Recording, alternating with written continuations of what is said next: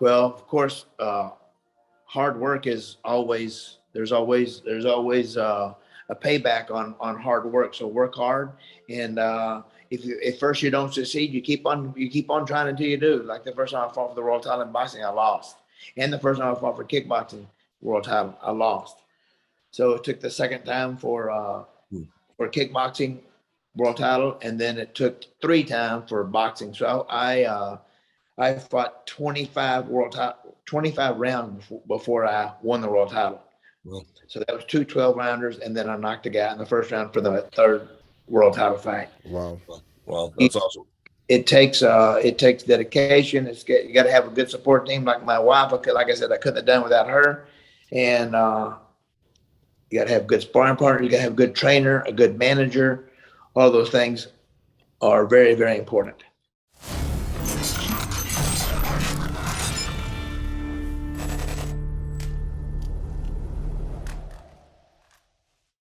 So welcome back to the Core Combatives podcast, an RMA experience.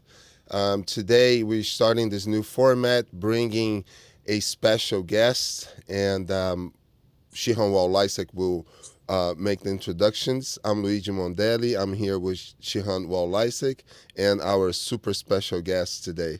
How are you guys? Shihan, please introduce Mr. Thank Dorsey. you, Professor, and thank you, Grandmaster Dorsey, for being with us today. Troy Dorsey, if you guys, I'm sure a lot of you know who Troy Dorsey is. If you don't, he's a former world karate champion, kickboxing champion, and boxing champion, both IBO and IBF. He's the first person to ever hold both world titles in kickboxing and boxing at the same time. And also another cool little tidbit, he's also a black belt in Brazilian Jiu-Jitsu under Travis Lutter, who's a phenomenal martial artist and a fighter, as well, a UFC veteran as well. So first of all, welcome, champ. And how was your Christmas? Oh, it was great. It was great. We have grandkids, and last year the grandkids were only around 6 months old. Now they're a year and a half, so they're walking and talking and moving and Awesome. getting their own way. That's awesome. Now, are your school still down in Mansfield, Texas? Or all right, wow. How long you been there now? 22 in June. It'll be 23 years. 23 years. Awesome. That's great, man.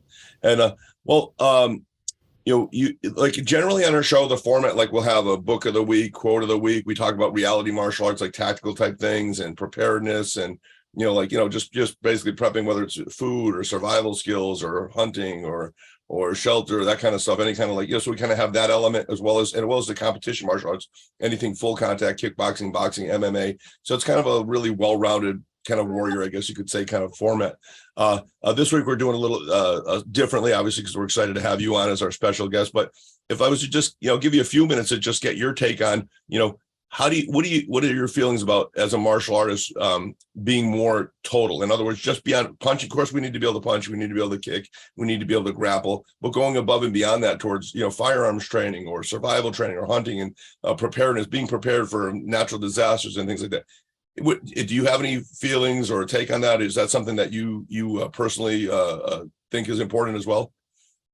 Oh, yes, sir. I think that is important for sure. We never know what's going to be going on in the country, shutting out electricity and closing the gas companies down, or where you get gas there. I don't know. I think the government, the government is trying to get us. They're trying to control us. Had the lockdown for what was it, 2 months? Yep. A couple of years ago. Yep.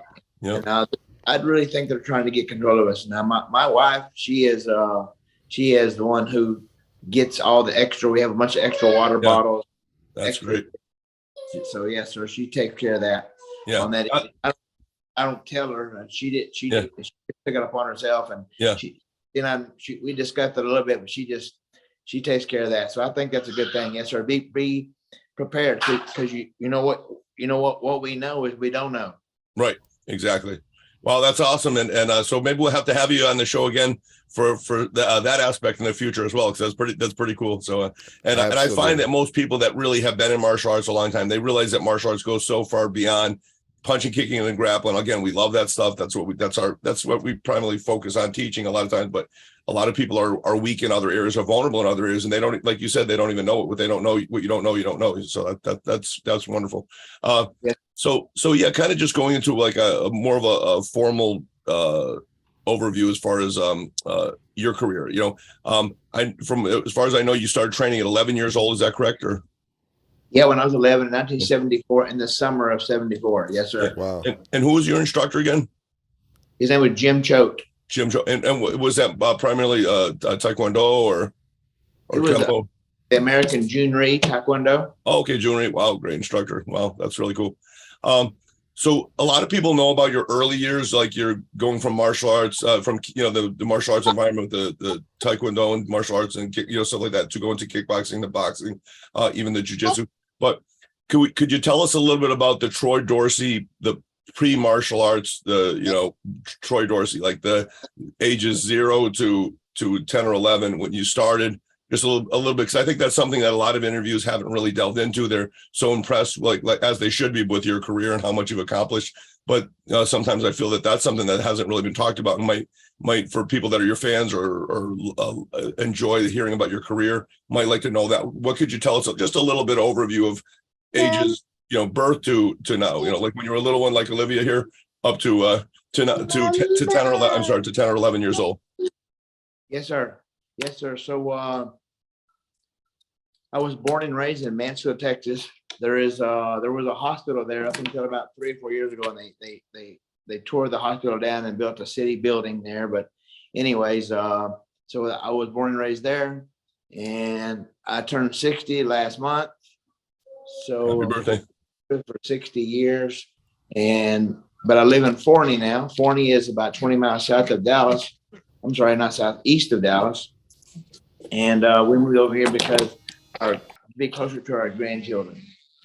So I was we lived off of a street called Hillcrest in Mansfield, and I went to first grade in Urban Ash. Second grade, we moved. My parents bought some property and an acre of land, and they built a house on that property, and they still live there. Wow. And that's when I started football. So, as big as I am, I know I was really a mean football player, right? Well, I can see when you go towards somebody how you might be. So. For sure. So I love playing football. Played from second grade to my sophomore year in high school. And then so I started martial arts after the 5th grade. Wow. In 1974, because I was getting picked on at school, getting bullied on. So okay, my parents put me and my 2 brothers, actually Rodney and Brian. And you talk about the early years; they were the ones, especially Rodney was the one winning the awards and winning the tournaments and winning the trophies. And I wasn't so much. Yeah. So it just took a little while to catch. So 11 years old, I started martial arts, and then when I was 15, started kickboxing, and that's when I found my comfort zone. And if you can call kickboxing a comfort zone. Wow. Now, going back to like when you first stepped on the mats in martial arts, even before kickboxing and boxing and all that, what are some of your first earliest memories of like stepping on the mat in a martial arts school, and what it was like, and how the certain instructors impacted you, but and not just the fighting part, but above and beyond it, what the training was like? Back when I was younger, I'm sure when you were younger, training was a lot more gritty than it can be sometimes nowadays. But also at the same time, how they also help develop you as a person, and so what are some memories that you just flood your mind or come to your mind now when you think about like the first time you stepped through the doors of that martial arts academy and or dojo or dojang and started training? Well, they had us jump on the mat, and we started sparring like must have been day one. You don't even know anything. Back then there was no sparring gear. And hey, Lysak, can you get her? And so no sparring gear. And I'm not trying to sound like I was in the tough days, but the thing is, we didn't have they used to call them safety punches. Have you seen those? Yep. Bullets? Yeah. Yep. So we had those, and we didn't wear any foot gear. No foot gear. And we wore a cup and a mouthpiece. And at first we had we had no hand gear. So then we started wearing hand gear. And then finally I got some boots, some kicking boots or martial arts protective equipment for I think I was 14 or 15 years old by the time that they had those. And my instructor, Jim Choate, he ran his school in Mansfield for about a year, and then they closed down. They moved to Duncanville. So talk about dedication. My parents drove about it's 30 miles or more from Mansfield. Wow. They would drive there a couple, 2 or 3 times a week to train. So if it wouldn't have been for my parents, then I probably wouldn't be here sitting here talking to you. And then it just continued on where my parents left off when I got married, when I started dating my wife, Leslie, in 1982. And from at that point, she started being my best supporter. Wow. Going to I met her at a karate tournament. Yeah. And I was already kickboxing, of course. I'd fought one of her friends that she trained in martial arts also. So I fought one of her friends who trained underneath Demetrius Savanas the Greek. That's who my wife trained. Wow. And then I guess we'll talk a little bit more about him in a little while. Yeah, I definitely wanted to bring him up. That's amazing. So like what you said about your parents bringing you to classes, I think that's so important too. Sometimes I think a lot of martial arts schools, we just focus so much on the instructor or the students, but sometimes we don't realize the sacrifice some of these parents make to make sure that kids are always at class, going to tournaments, going to events, going to seminars and clinics. And I think they're like an unsung hero. I look at my dad. From the time I was a little kid, he was a martial artist. My grandfather's a martial artist. So we trained, it was like a constant thing. I used to so look up to my dad, and I still do. I still love him. He's still my hero. But my mom is so much more become a hero because I realized she's the one that always would be, not just take us to church and read the Bible to us and be on her knees praying and spiritual warfare, that kind of approach. But also anything I ever did with my school, whether it be handing out flyers or folding things or stapling things or helping to build a school, making sure we were able to go to encouraging. She encouraged me to be on this podcast today, and she's in the hospital right now. She just went to rehab yesterday, praise God. But she encouraged me to do this podcast, even though she probably could use me down there. So just what a great, godly woman. I think parents are such unsung heroes, and I'm glad you said that. And I think that's wonderful.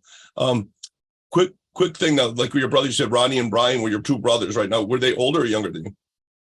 So my brother Brian is 1 year and 1 day younger than me. On November 19th, the next year, November 20th, he was born. Okay. My poor mother. Yeah.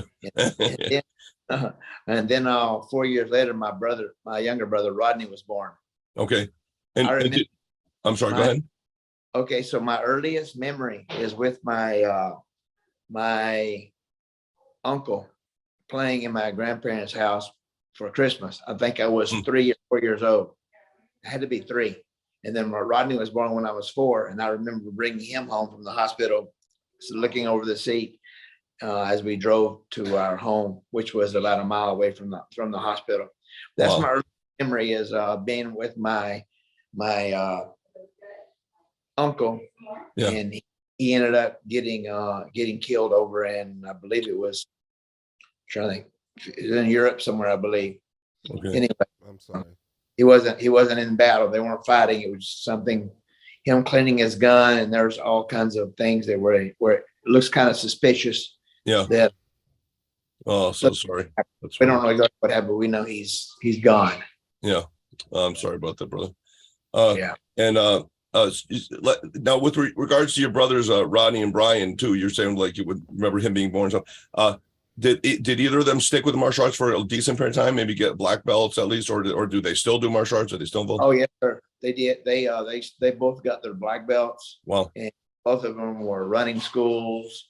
And Wow. then in 1992, my middle brother Brian sold his martial arts school, and matter of fact, he sold it to Scott Dolph. Scott Dolph owns Rainmaker. Have you heard of Rainmaker? Yeah. Okay. Yeah. The software. Yeah. Oh yeah, it's a great Yeah. software. Very good. And so he sold his school to Scott Dolph and quit teaching in 1992. And my younger brother Rodney was having some knee problems, and not just normal knee problems, some different strange things. Anyways, he stopped martial arts in about 1990. Okay. So they stuck with it a long time. They're still really solid. You just kind of got a little older and went in a little bit for different direction. So wow. Now, this is kind of a maybe seemingly an odd question, but did you ever get your parents in any way, shape, or form to do any type of training or martial arts? They did not. Okay. They was always taking us to, they would take us to karate, then take us to football, then of course take us to school, all those kind of things. They were probably tough enough already from taking care of you guys, right? I think my dad, yeah, my dad was always the boss at our house. Same here. I still won't mess with my dad. I'll tell you, I go, yes, sir. Yes, sir. Whatever you say, sir. I just something about him because, that those eyes, if you get a little, and I'm like, okay, man, I'll back off. I'll let it go. That's awesome. So when you I know at like 15, you had your first kickboxing match. So what created that transition? Your training time. So what created the transition to prepare you, or were you just doing taekwondo and you decided to do a kickboxing match, or did you start to integrate some boxing and other things into your training to prepare for that first kickboxing match at 15? How did that work out? Well, Demetrius Avanis promoted some fights at the Dallas Amateur Hotel, and I believe it was it was 2 months before I fought my first fight in 79. Anyways, a couple of months before that, I went to go watch the kickboxing matches. When I saw the kickboxing matches, I just said, "Oh, I got to do this." Yeah, I'd never done it before, and I saw that they were doing that. And I knew I needed to do that. That's what I wanted to do. Well, and after your first match, was it just like like you said, you needed it. You just knew you had to pursue that career and go further and further. Obviously, ultimately becoming a world champion in kickboxing. Is that pretty much you knew from day one after that first fight? This is something you're gonna stick with. Yes, sir. Yes, sir. That was it. That's awesome. What do you remember? What are some highlights or memories you could talk to us about about that first fight at 15? I know that's a long time ago for any of us. It'd be for me the same thing. But what are some things that stand out about what you learned from that first fight? How you felt, what it was like during how the fight went, and how you felt about yourself during the fight, before the fight, after the fight. Just a little bit of a overview. Well, I'd never trained for a fight before, so we trained hard. My instructor, Jim Choate, he also fought on that card. He fought the 5-round main event on the card, and that was his first kickboxing fight too. Kickboxing was not popular. It wasn't popular. It didn't really exist too much before that. There wasn't a lot of kickboxing going on. So I got to train with him. He was a light heavyweight, and I was like 100 pounds or 120 pounds at that time, something like that. So it's not that he and I we didn't spar very much, but there were some other guys that sparred with me, a brother and things like that. So it was just kickboxing, just the beginning of kickboxing. Really is what it was. Can I ask just one quick thing? So I'm from Brazil, so I've been here for 20 years. So I wasn't here during this scene, like when kickboxing really were taking off. So in this first tournaments, you would see this clash of styles, of striking styles. Let's say somebody, like many first timers, will come from taekwondo or from some different styles of kempo or karate, and then they will fight, say, in a kickboxing type of rules, type of match. Yes, sir. Exactly. That was it. I think that probably was so interesting to see, the differences in styles now being applied to those rule set, right? Like guys say maybe from Ishin-ryu or Goju-ryu versus somebody that came from a Kyokushin background or a kempo, traditional kempo, or taekwondo. I think that I wish I was here to witness that for sure. Yeah, it was a great time. It was a great time, and I was grateful to be a part of that being able to kickbox. Yeah, it's been part of the history, the pioneers, right? Like one of the pioneers. I think that says so much. Yes, sir. Amazing. Troy, after you had that first fight at age 15, and now you want to continue kickboxing, and you're doing taekwondo, which brings a lot to the table, obviously, as far as kicking is concerned. what adjustments did you make to go further and pursue that career? Because it sounded like everything I've ever heard sounded like you knew you wanted to be a world champion. You pretty much knew you wanted to, you weren't just doing it, like you weren't just dipping your feet in the water. You were serious. And, you know, did you start to integrate, like work with a boxing coach? Did your trainer just start to work some boxing skills with you? You know, what was the process that created a transition from a taekwondo style to make it a little bit more geared toward the kickboxing? We have the boxing skills, a little bit more hands and things like that, or what type of adjustments you make to your workouts and training, things like that? Yes, sir. I started in 1982. I started going to I wanted to be a better kickboxer, so I started going to a boxing gym. And then the fighters there were, maybe you've heard of Don Curry. He was the undisputed world champion. And then also Gene Hatcher was a world champion. And also I got to train with Steve Cruz, and I was I was actually at Caesar's Palace. I think it was 1994. No, 84. Anyways, Steve Cruz fought for the world title, fought Barry McGuigan, and Steve Cruz was a big underdog. And I was the Barry McGuigan for Steve Cruz, because I was a sparring partner. So Steve Cruz beat him, and it was like a huge upset. He was 7-1 underdog or something like that. And so that's when I knew that I really could be a world champion in boxing. So that was a huge big step there. I only had about 5 fights, but I was able to be his sparring partner in Las Vegas for 2 weeks, and I was the Barry McGuigan. Barry McGuigan was also one of my heroes, but just happened to have my teammate. So you can have your. I liked him. I liked Barry McGuigan. I just wanted my teammate to win, of course. And Steve Cruz won. Yeah, I think it was the last 15-round fight. Wow, nice. That's pretty cool.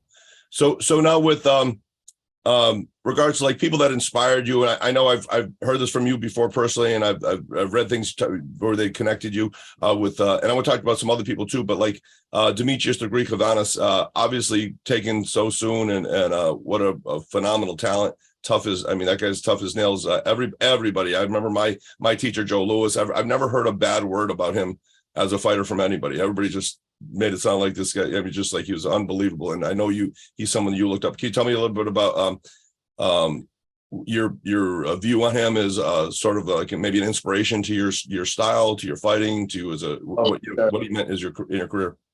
Yes, sir. He was my hero. So I tried to punch like him. I tried to kick like him. I tried to fight like him. He was my height, but he was a lot heavier. I think he even fought a lot heavyweight sometimes. Wow. He was amazing. He would do 360 jump back kick. I say knock a guy down. I think it's on a highlight reel that was done about him. And the first time he came to Duncanville, where I was teaching martial arts, where I was working out with Jim Choate, he knocked me down with a body shot. And my instructor took me back in the back and said, I don't want you fighting him anymore. He thought he was going to try to beat me up, I guess, all the time. And I've heard some stuff about Greek like that, just beating whoever it was he was fighting. It was serious. So anyways, he came back that following week and worked with me every day and met me in around noon for 4 or 5 days a week that week. And just he just taught me so much in that week on how to fight. So that was a great time. That was great. I mean, I'm just so grateful that he was able to spend the time where he wasn't able. He took time to drive 30 minutes from where he was at to train with me when I was just I was a nobody. What a great story, man. That's such an honor, man. Yeah, that's amazing. Now, who are some of the other people in the kickboxing world? There's so many greats, and I'll mention a few in a minute, just kind of like, but who are some of the other people that kind of inspired you at early days of kickboxing that kind of stand out at the front of your mind as like kind of like, because you're right at the beginning of the pioneer stage, but there may only be a couple people just a little before you. You're definitely right. You're definitely at the forefront and deserve, like, I think credibility at the highest level in that. But just coming before you, who were some of the other people that you kind of looked up to and inspired you as kickboxers and fighters? Ishmael Robles. Have you heard of Ishmael Robles? Yep, and of course, yeah.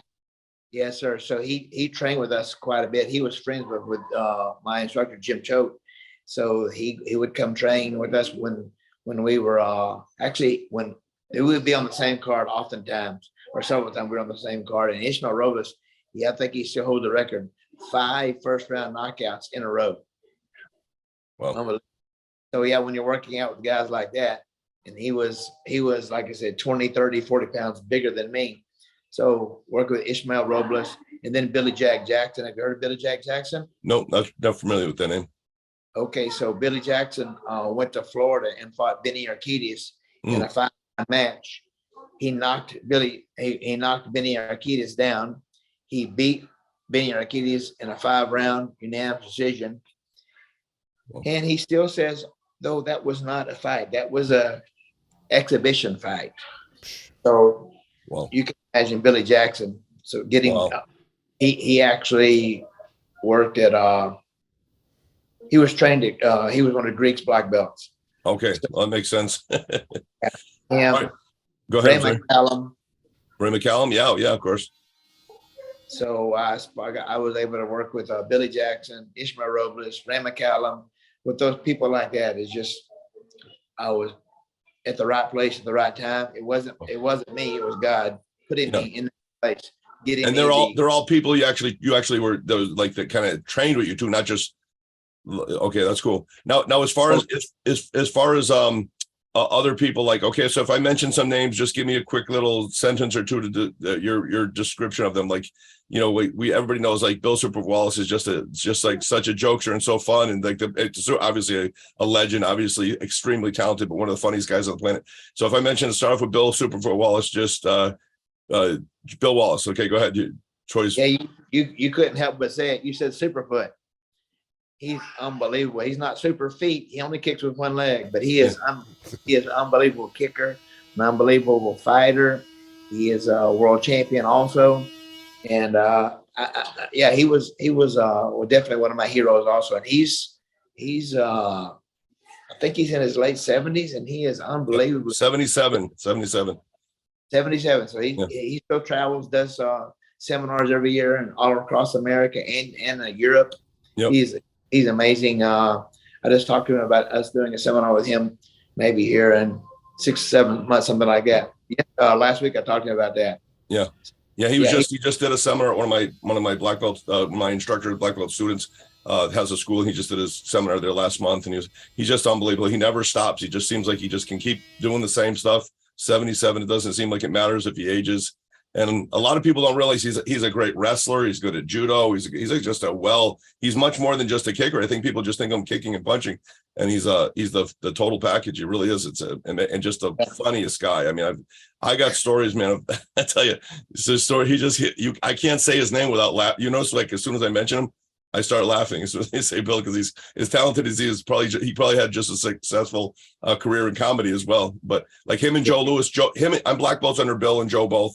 I'm on the board of directors with Joe Lewis's organization, and him and Joe, when they got together, it was like if they ever had a sitcom with those two on it, like two cops or something, it would have been the funniest show ever. It would have been just hilarious. But now Joe Lewis, who's probably my primary mentor and coach and trainer that I probably spend the most time with. I know Joe loved you. Actually, I met you through Joe Lewis. That's how I originally met you. I remember when we originally met down. I believe it was a NATMA event, and I remember we had the commonality about the Lord and being Christians, and I think that's why Joe wanted to meet us. He goes, "You got to meet this guy. He never stops talking about Jesus." So he wanted me to meet you. That was his reason, not because we're both martial artists and been training our whole lives, but because we never stopped talking about Jesus. He goes, "You'll be perfect." And I remember we just kept talking and talking and talking. So a little bit about Joe. You're whatever you know. So Josh was the coach for us when we went to Europe several times. Actually, I think it was two times, maybe 3 times. Anyways, it was John Graydon, Jim Graydon, and Joe Lewis. I got to meet those guys, and that's where I met Joe Lewis, in Europe. And we went on. I know we went on a 2-week tour of fighting tour. So we landed in in Frankfurt, Germany. We drove to Venice, Italy, stayed there for 3 days, I believe.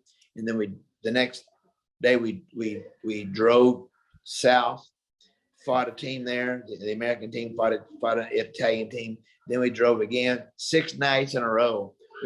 We fought different people. And it was sometimes it was point karate, sometimes it was continuous martial arts, sometimes it was, I don't know, there was a lot of different. What a great experience. Wow. Yeah, I had 30 fights in that time period, or on that trip, and I was the only undefeated. So I got to keep the biggest, nicest cup trophy that we won. Wow. So yeah, great. And Joe Louis was on that first trip that I got to go to trip and on that tour. And of course, everybody knew him over there, and he was always well respected. And what a great martial artist. Lost him too soon. Yeah. Yeah, and I'm so thankful that we're able to pray, me and my brother were able to pray with him, and he accepted Christ. Literally, he did it like about a month or so before. I think, well, actually, it was beginning of July, and he died the end of August. So about 2 months before he died, and then praise God, I found out I actually did the service for his funeral, and then when we were burying him at the cemetery, one of the pastors or priests from the it was a Lutheran. But he came to me at the service. He goes, because I had told the story about Joe receiving Christ. He goes, I'm so glad you told that story. And of course, we even gave an altar call at the service, and people raised their hand to receive Christ. But then this Lutheran pastor told me something I didn't know, which was that shortly before Joe, like about a week or two before he died, although I was up there with him probably about a week before he died, visiting him and reading the Bible to him. But I didn't know this. This guy told me, he goes, that he had come in and baptized Joe and he received communion on top of the fact that we prayed with him to the sinner's prayer to receive Christ. So it's just amazing. And when I prayed with him, he bawled his eyes out. I mean, praise God. It was so genuine, so repentant, so heartfelt that I know where he is. And, I know we'll see him someday. But I want to say this with you. Joe talks so highly of you. And I'm not saying he talked good about other people. It's not like he wouldn't say this guy's a good martial artist, this guy, but I think he really looked up to you both as a fighter and a person. And again, he couldn't stop saying that to me. Like, you got to meet Troy. You guys are going to get along. You're going to click, because he knew that common thing. Even though Joe at that point hadn't given his life to the Lord, he still would let me every year. I pray at our conference over the banquet. Every year I do Bible studies there. So he would let me pray for him. All those things. He just kind of had some issues or some reasons. Maybe we could talk about on a personal level sometime why he was kind of holding him back. But thank God that the Holy Spirit broke through that barrier, and then he received Christ, and we know we can see him someday. Yes, sir. That's amazing. Yes, sir. Sharing that with me that he the things he was saying, I didn't really have any idea. Okay. Yeah. So no, so it's amazing that he received the Lord, but yeah, he thought highly of you. He really did. It was so yeah. That's why ultimately that he wanted me to meet you. And I clicked. I remember meeting him. And go, wow, this guy, this is amazing. Someone that's so dedicated to martial arts, so talented, and so much loves the Lord, and not ashamed of it. Like we're doing right now on this podcast. I feel like, hey, look, people don't believe in the Lord, we love you. People believe in the Lord, we love you. But I'm not. How can I? Like they say about if something's that important to you that you can't hold it down, you can't put it under a bushel. You got to let it shine before the world and not be ashamed of it. Jesus said, "Go, be fishers of men." Right. That's what he said. Yep. So it's not a thing that I have to do. It's just a thing that I should do. But inside, yes, sir, I feel like I have to do that. Yeah, absolutely. Mm-hmm. All right, Don the Dragon Wilson. Oh yeah, I went to Europe with him too. He went to Europe with us. Maybe I went with him. Maybe he went with me. Either way, yeah, he's another great martial artist. He fought several different divisions and or weight classes, I guess I should say. And I'm not really sure how many times he's a several-time world champion kickboxer. Yep. He did with leg kicks, I believe, quite a bit of fighting in Japan. Yep. Yeah, and it's funny with Don. What reminds me about of you and Don is the way you mix your hands and feet together so well, and the fact that even though not that you're fast, he's fast, but it didn't look as fast, but yet it would just land so like it just you would hit that person didn't even know you were, and then you just catch you just such good with your head movement, the way you guys would kind of use that little motion and bang, they're getting caught with something. It would just seem like it's just there. So it's I know there's differences, but there's definitely similarities. I see certain things that you guys would do. I think as far as using feints and head movement and things like that too, just both really impressive in that way with how you guys fought. I did some seminars with him and Bill Wallace over in Croatia before. It was a blast. I had a great time over there. And Branko, you remember Branko Sikatic or? Yes, sir. Yeah, Branko too. Of course, he passed away. That's sad. What a great fighter. What? Okay, let me think. Who pops in my mind? Chuck Norris. Oh, Chuck Norris is amazing. He brought more people to martial arts, I believe, than anybody besides Bruce Lee. Hmm. I So agree. maybe even more because he's doing the kick drugs out of America, or the kickstart with the schools all around the country. He's amazing. And he was at an event that I was at, and he was talking to me. He wanted me to train his son in boxing. Dakota, And, right? Dakota, was it? Yes, sir. Yes, sir. And I was just thinking in my mind, okay, how do I react to this? Of course, I would love to train your son. And so then my next question was, and like I said, how do you get this? How do you get this out of? I couldn't hardly get out of my mouth saying, well, what is your phone number? Chuck Norris. How do you get Chuck Norris's phone number? Well, yeah, when actually a couple of his black belt, Kenny Herrera and Steve Smith.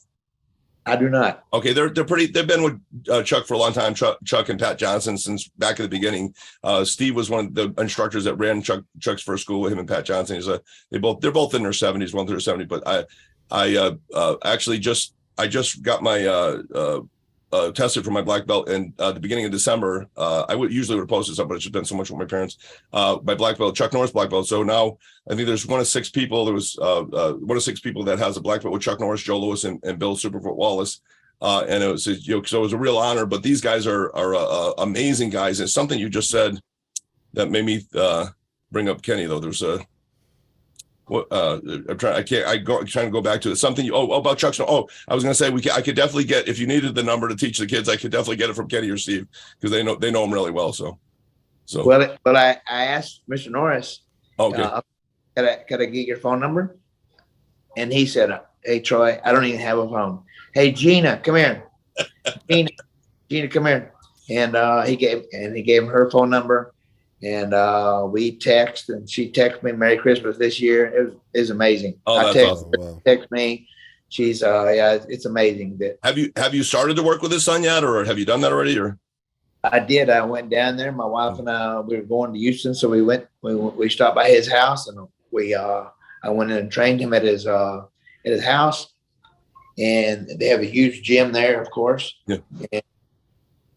And I haven't heard from him since. Okay. So I don't know. Maybe I trained. I did some boxing, holding the mitts, holding the bag, and maybe I'm not sure. I want to hurt anybody's feelings or anything like that. But maybe Chuck wanted him to learn how to box, but maybe his son Dakota didn't really want to.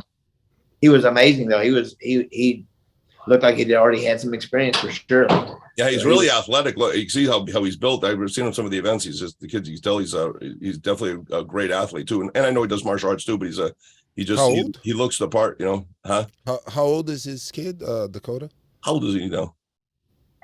Maybe around 20 years old now. Yeah. Okay.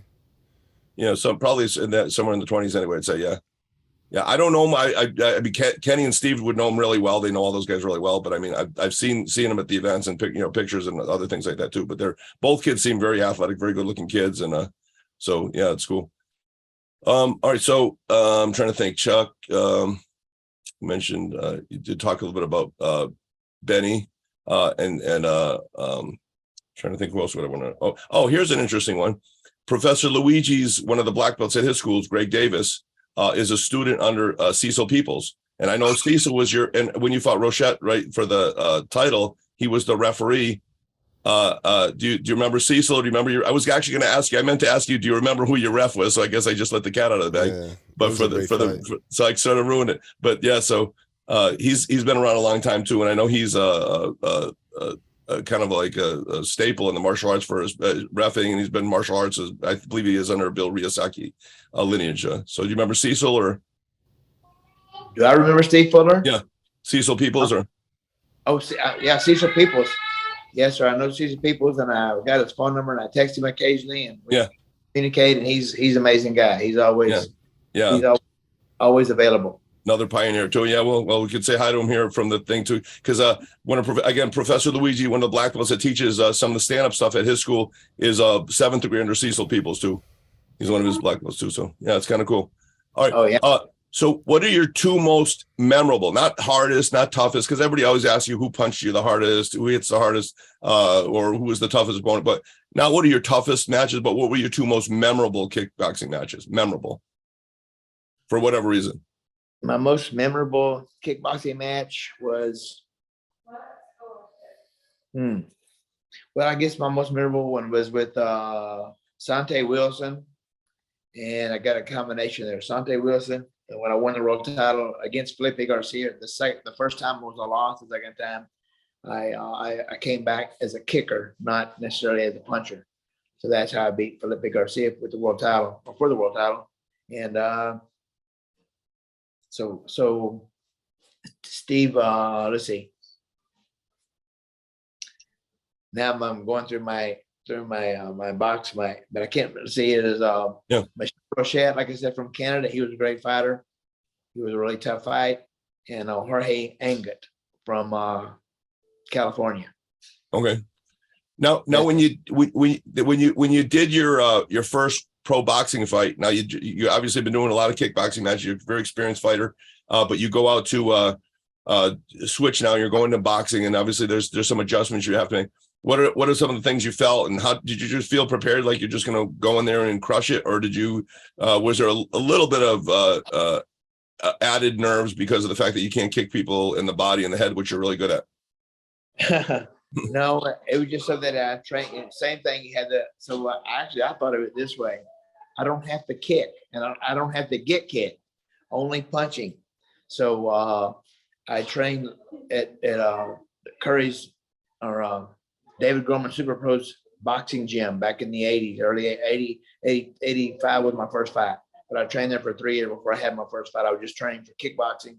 And then I saw those guys and I thought, hey, I can do this also. And nobody's done it before, so it'd be great to be able to do that one day. So that was that's what happened in that situation. My boxing trainer was Casey Malone. He had a son that was a boxer at Gorman's gym. And Casey Malone knew my uncle. So my mom's sister's husband was Gary Hammonds, and he's the one who set me up or helped me get set up to go to Gorman's gym. And that's where it all started there as far as my boxing goes.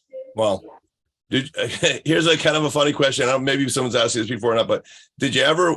I know you love the Lord, you're a good guy and all that. You can turn it on when you need to for fighting, and you fight within the rules. But did you ever want to kick somebody in a boxing match? Did anybody get you to the point where you're like, you're lucky I don't kick you right now? Did that ever cross your mind? Be honest, lying's a sin. No, I'm joking. Go ahead. Sometimes afterwards, I would. Maybe. I mean, the part about kicking people, I've always wondered that. It's like, here's a guy that, with that spinning back kick of yours or your spinning hook kick, you could level somebody. And when Paez is giving you a little grief, you're like, dude, don't make me kick you. Sorry. That's my flesh. Lord, forgive me. No, thinking back on it, I should have just kicked. Because I couldn't beat Jorge Paez anyways unless I knocked him out. I bet I could have knocked him out with that jump turn back kick. Yeah, your fights were him. That first fight, I thought you had that first fight, but I don't know, maybe it's just me. I thought that was very tight fight. That was a very good fight. I think you probably should have even got it, to be honest with you. But yeah, like you said, yeah, I could just imagine that it'd be if you did what you did with these guys with just your hands, I don't think they probably would have wanted to kickbox you. That's for sure. They wouldn't want to kickbox. But now I'm sorry. Go ahead, bud. What are you saying? Yeah, several of the people that I fought would say something. Hey, don't kick me. Don't kick me. Exactly. Okay. All right. So they're humble. They were humble. That's good. Yes. All right. Now let me mention a couple boxers. Like I know, like my dad and Joe Louis liked a lot, and I just mentioned a couple boxers. And maybe what are some of yours? Like you're just quick on Sugar Ray Robinson. You have any perspective on him, Sugar Ray Robinson? No, not necessarily. No, sir. Okay. I know he was a great champion back in the 40s, maybe 50s. Okay. Willie Pep. Willie Pep. Oh yeah, he was something else too. Yes, sir. Yeah. Now, who are like from a boxing perspective before your era, like before you, who would be two boxers that just stand out at the forefront of your mind to be maybe someone you may have modeled your your approach to a little bit, or at least, obviously you're Troy Dorsey, original Troy Dorsey. I get that, but I'm saying like that maybe everybody has an influencer, something kind of like they see some parallels and they can influence their style. So who would be two of those people be in boxing? Have you heard of Boom Boom Mancini? Of course, Ray Boom Boom Mancini. Yeah, Ray yeah. Mancini, yes, sir. He was amazing. I can see that too. Yeah. Yes, sir. Yes, sir. Is there one more? Maybe one more. Alexis Arguello. Alexis Arguello. Wow, those are great. Yeah, two great fighters. Yeah. What about like Duran or Chavez? You see any kind of a similar? I don't. Roberto Duran, one of his cards. When I fought for the world title, there was 3 world titles on that card. Roberto Duran was one of them. Wow. And yeah, Roberto Duran, he's another hero. Hands of Stone is what they called him. Yeah. Oh yeah, that guy. I couldn't miss one of his fights ever. One of my favorite fighters too, Marvelous Marvin Hagler. Oh, I was gonna say Marvin Hagler. Yes, sir. That's one of my favorite ever. Love that guy. Yeah, that's awesome. He was unbelievable. I know he fought the Beast, the guy that had the nickname the Beast. With the M's name, it starts with an M. His name. It's a weird name. It's a little bit of a different. Yeah, but Mugabe. Johnny Beast so. Mugabe. Mugabe. Yeah. Well, that's cool. All right, now, really good. This is kind of like something I don't think many people would expect, but like you got your black belt in Brazilian Jiu-Jitsu. Now you've already accomplished so much in karate, so much in kickboxing, so much in boxing.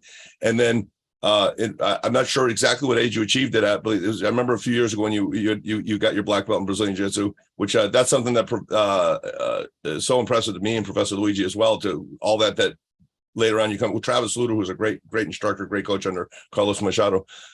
So what made you decide to do that? Was it just something like you started rolling with people and you started loving it and just like, I got to do this? Or was it just something like you wanted to balance yourself out? What were your primary reasons for deciding? One of my friends that lived in Mansfield, Wes Gann is his name. He actually, he invited me to come to train with Travis. And he invited me. Finally I went ahead and I went. When I went, I couldn't stay away from it.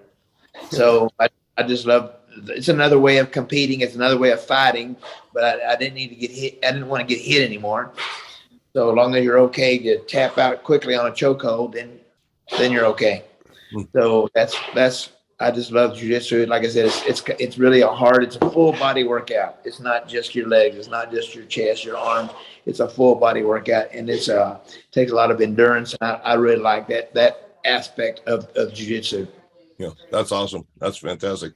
Now, as far as you're doing the BJJ and stuff now, are you someone who maybe keeps up with mixed martial arts and what's your perspective of mixed martial arts? I know there's pros and cons to the whole dynamic of, but do you watch MMA regularly? Are you a fan, a regular fan, or occasional?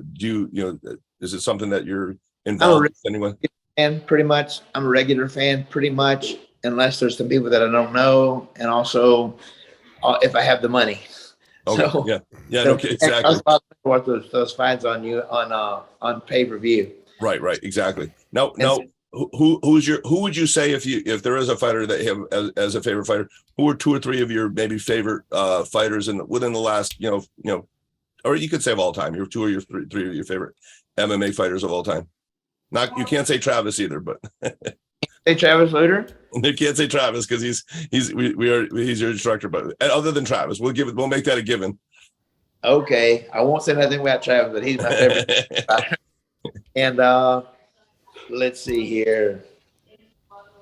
I haven't watched it in a while, so and then these are the old time guys. Let's see, it was Anderson Silva. Yeah, of course. Yeah, he was amazing. What about John Jones? Oh yeah, John Jones. He was amazing. Yes, sir. Okay. How about Khabib Nurmagomedov? What did you say? Khabib, you know who Khabib is? Nurmagomedov or no, sir. Russian fighter. Okay. George St. Pierre. George St. Pierre. Oh yeah, he was a classy guy. Classic guy, so talented. I mean, he's like everybody in the martial arts that's a martial artist, not just a fighter, admires that guy because he's the one that sort of like represents the martial arts and MMA. Because I always tell people you got 2 type of people that can fight in there: cage fighters and mixed martial artists. Cage fighter can just fight in the cage, but a mixed martial artist has that martial arts, that attitude of respect, honor, integrity, and they can fight. So they can fight, and they got the character, the Bushido code, so to speak, or the Bushido kind of like mindset. And George exemplifies that at the highest level. He's such a tremendous person. I think kind of like what you were saying with Chuck Norris too, being not only a great martial arts, legendary martial artist, being such a spokesperson for the arts, but he's such a great role model too. He really is, loves the Lord. He's such a great godly person. Chuck Norris, like people like that those are people that's one of the reasons I really look up to you in that sense too. Not just, yeah, you're a great fighter, but I every interview I've ever seen with you, you bring up the Lord. It's like they're not going to stop you. It's like if you want to interview with Troy Dorsey, you're going to hear something about the Lord, or you don't get an interview with Troy Dorsey. So I think that's kind of cool. But I couldn't have done anything that I've done that was good. I couldn't, anything that I've been able to achieve, I couldn't have done it without the Lord. Yeah, amen. Yeah. That's right. So I met my wife in 82. We got married in 86. So now we've been married for 36 years. And got 2 kids, Kendra and Shelly. 2 children. Now we have grandkids. The kids are 1.5 years old. So it's just been a blessing to meet Leslie. Wow. It takes a special woman to stand behind her husband and wash all of his dirty clothes and workout clothes every day. You got to do it every day. Wow.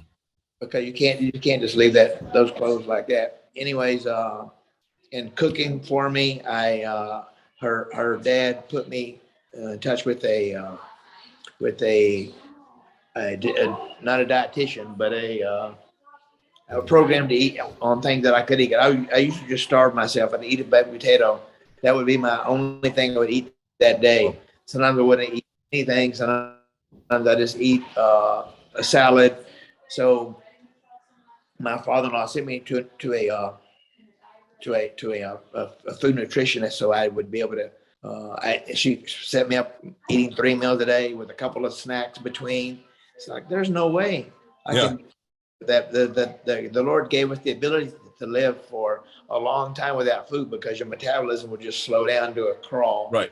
Right. Take off slow. So you eat food, you get your metabolism up, and I had to do sometimes without some meals to make the weight, because I was fighting at 126 and 130 the last couple of years of my career. But that was a great thing that I was able to do. Wow. A few last questions here, just like kind of as we close it, and I'll give you a chance to kind of close it up, just some your thoughts and stuff. We talked a little bit about MMA, your favorite fighters, if you that you watch it, when you can, and you would say a regular viewer of it. Is MMA something, had it come around a little earlier on the scene, that you feel you would have definitely been involved with? Obviously you would have done the wrestling, you would have done what you needed to do, like you're doing now with the Brazilian Jiu-Jitsu. But given you have the skill sets and the knowledge you have now, but a few years younger, and it started a little sooner because you were a little bit ahead of that whole, ahead of when all that started happening. Is this something you would have done, you think? Well, you kind of hurt my feelings. I've been called the first MMA fighter, kickboxing, boxing, karate. Hey, that's true. I'm joking. No, but you bring up a good point. I think a lot of people don't realize that's what makes martial. When you mix martial arts, it's still mixed martial arts. They just kind of use that label to define a certain type of sport. But you are mixing martial arts, right? So that's a good point. Yes, but in the context of what they sort of have trademarked as mixed martial arts, is that something you like? What's happening in the UFC, Bellator? Is that something you might have done in earlier days? Had it come around earlier? Oh yes, sir. No doubt. I would have been out there rolling and kicking and punching and whatever it was that I could do to.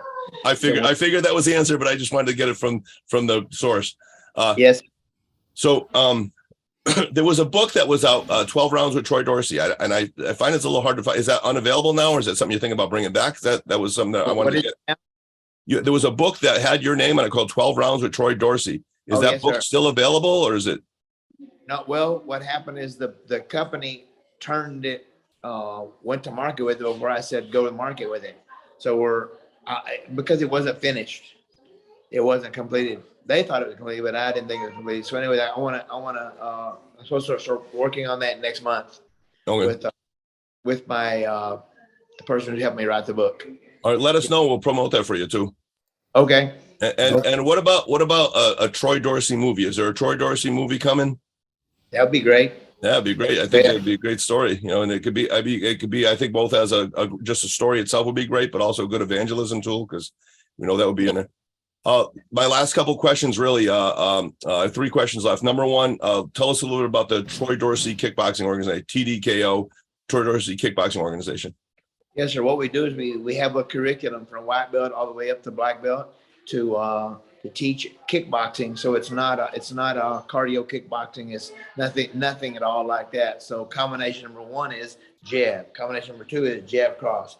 So you've got a fighter in the ring. You just holler out the combination 1. But instead of saying jab or uppercut, right, we have these different. They're numbered. We have combination numbers. So. Yes, sir. That's what we're doing. There are people all over the country that are there are people all over the country that are working with us and that have joined our program. We have a curriculum set up, a whole month of the curriculum set up for when students or when instructors join our program. They have all of the curriculum. They have a marketing plan. They have business plan. They have how to sell and how to sell and enroll students. So yes, sir, we've got my one of our members now. He did $1.5 million last year. He's one of the founders. His name is Ty Garrett. He's in Amarillo. He was introduced to me by one of my students who got his black belt with my wife, Mark Sturkey, moved to Amarillo. He found Ty Garrett. Ty Garrett has a 12,000 square foot mega school with about 500 students. Yeah, and they seem to be doing a great job representing you. And I had talked to you before because, like, of course, I'm so involved with the Joe Louis organization. I'm on the board, and the Superfoot and the core Brazilian Jiu-Jitsu and our ICAT reality martial arts and all that stuff. But the Troy Dorsey Kickboxing Organization, that's something that you can involve anyway. You're not like exclusive, like, oh, you're with them, you can't be with us. That's not we're like that too with the Joe Louis organization. Same thing. We don't try to be like a tyrant, like down, like you're with them. Not at all how we do. Bill Superwallace doesn't do that. The course organization doesn't do that. Our ICAT reality martial arts organization doesn't do that. So it's not something that has to be exclusive, right? People could do that, and they could teach your program as a separate class, or they could integrate some of it into the exactly, integration or separately. However they want to do it. Someone would like to do that would be fine. It would be okay. We're not gonna try to if you want to take 2% of the Troy Dorsey Kickboxing Organization, or if you want to take 100% of it, whatever it is that you want to, however you want to use it. Right. So that's the thing. We have a battle techniques that are tried and proven, and we have the business plan also that are tried and proven. Yeah. Yes, sir. That's awesome. So so it's true mixed martial arts, because people want to mix if someone has a Kali program or Arnis or Eskrima or whatever, they have Muay Thai, whatever, they could still do they could still do the Troy Dorsey if they want to do the, like I said, if we're doing Joe Louis, Bill Wallace, Troy Dorsey core, you can have, and you want to integrate different aspects of that. That's something you can do, which I think people like that. They like that, the feeling at least that they're not being a micromanager controlled. You still want to be loyal to your coaches and have that respect. I think that's an important part too. But the fact that if you feel there's other things that can kind of benefit you and grow, you have that option. I think the organization is going to do really well. I've told you before, I've been working on our leadership to try to get you down to one of our big conferences too. So we'll see if we can make that happen. Maybe me and Professor Luigi will do something to have you up here next year ourselves and do some kind of, maybe we can do a fight camp or something, weekend or something, to have you up as an instructor too. So yes, sir. We'll talk about that when we're not in the podcast, but yeah.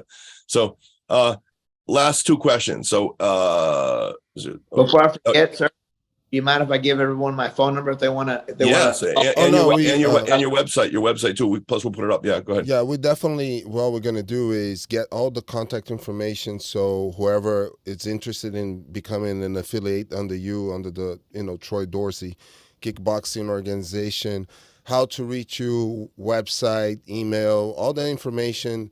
This is for all the listeners and everybody watching, will be in the description, wherever you're getting this podcast from. So okay. iTunes, Apple Podcasts, Google Podcasts, Spotify.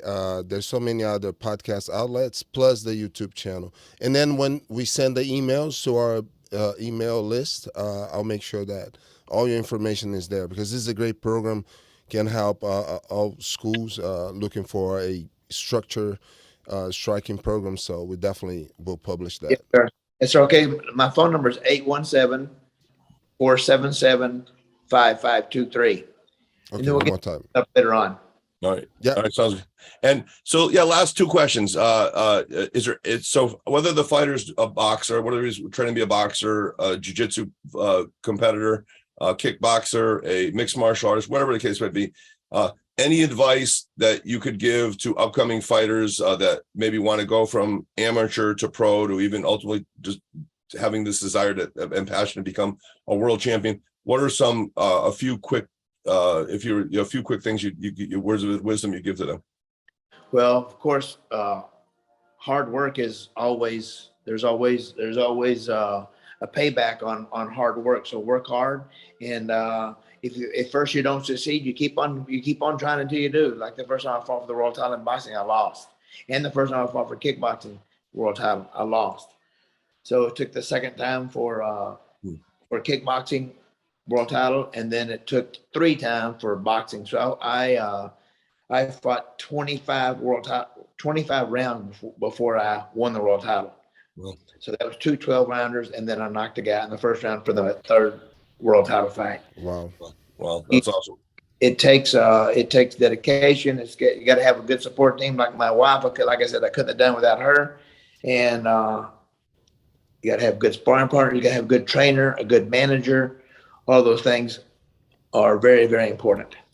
I like that you're taking all those things in consideration, that you always bring up your wife too, because I do think there's a lot of competitors and a lot of fighters that, of course, to some degree, it almost seems like you have to be a little selfish to be a fighter, but you got to remember, if you're too selfish, sometimes people will sort of distance themselves from you, and then you cause a ruin. Not just, of course, it's just right to be unselfish to begin with, but to realize that it's a team effort. I've heard a lot of people say that when you go in the cage or you go in the ring or you go on the mat, that it's a one-on-one competition. I tell people, well, that's kind of true, but kind of not true, because there's been dozens and dozens of sparring partners, coaches, trainers, nutritionists, spouses, family members that give up a lot or give a lot of themselves to make sure that you can achieve that goal. So I don't think it's fair to totally call it like a solo sport. It's a team sport. Even though you're in there doing the fighting, there was a team that got you ready for that fight. And that team involves your family. That team involves your coaches, your trainers, your sparring partners. I always tell people, I go, look, if you don't appreciate your sparring partners, even some sparring partners that are great sparring partners, but just never compete. But you know what? I challenge anybody to become a world champion without ever having a sparring partner. Do it all by yourself with just a heavy bag. It's not going to be that easy. I don't think it's possible, but I'm just saying, I don't know that anyone's ever done it, but that's why we say, like, the unsung heroes, your spouse, your family, your sparring partners, these people that come and spend hundreds of hours with you on the mat, getting punched, kicked, thrown, choked, and sometimes people don't even recognize them. Do you notice the best fighters always go, I want to thank this, I want to thank God, I want to thank my family, I want to thank, my training partners, my coaches. I remember one time one of your coaches, in fact, you said this, you said it's at least 50% his deserves the credit, even not just me. You said that on one of your matches. I always remember that. It's very classy. So last question, and Troy Dorsey, speaking from the heart of Troy Dorsey, what matters the most in the life of Troy Dorsey? And that'll be our closing question. What matters the most in the life of Troy Dorsey? Well, first is my Lord Jesus Christ. He's number one. Second is my wife and my family. That's it's easy to get those things out of get them. It's difficult. It's easy to get sidetracked, I guess I should say. So that I'm running my business, or my business running me, and I'm just not spending the time that I'm able to spend with my family. And so that's something that's very important to me. Yeah. Any closing questions, Professor? Or? No, you took the words out of my mouth when you mentioned how you recognize your support system. In special your wife. You mentioned even your father-in-law when he, I guess, recommended a nutritionist. But going back, the first thing that stuck with me was you're talking about your parents being so supportive, taking you everywhere. So it's amazing, all your accomplishments. I think, like, whoever is watching or listening to this will definitely get inspired. There's so much knowledge and all this experience gathered throughout a whole life as a martial artist. But everything started with your parents having that dedication, like you said, driving farther because you were training farther away. I mean, and then having a wife that people don't understand sometimes, especially nowadays with everything that's going on with this all woke, you know, if you say like, oh, you know, my wife was cooking for me, and then people take it like the importance of having, you know, somebody being careful, helping you. And I imagine like, the amount of dedication from your family to help you out, like, right? So it's your own dedication, it's their dedication, and the recognition of that, I think it's so huge. And then it shows how, you know, how great martial artists and human beings really are. And because a lot of people would say just like, yeah, I did this and it's me, and everything is just all about yourself. And people easily forget, you know, who is around and giving support.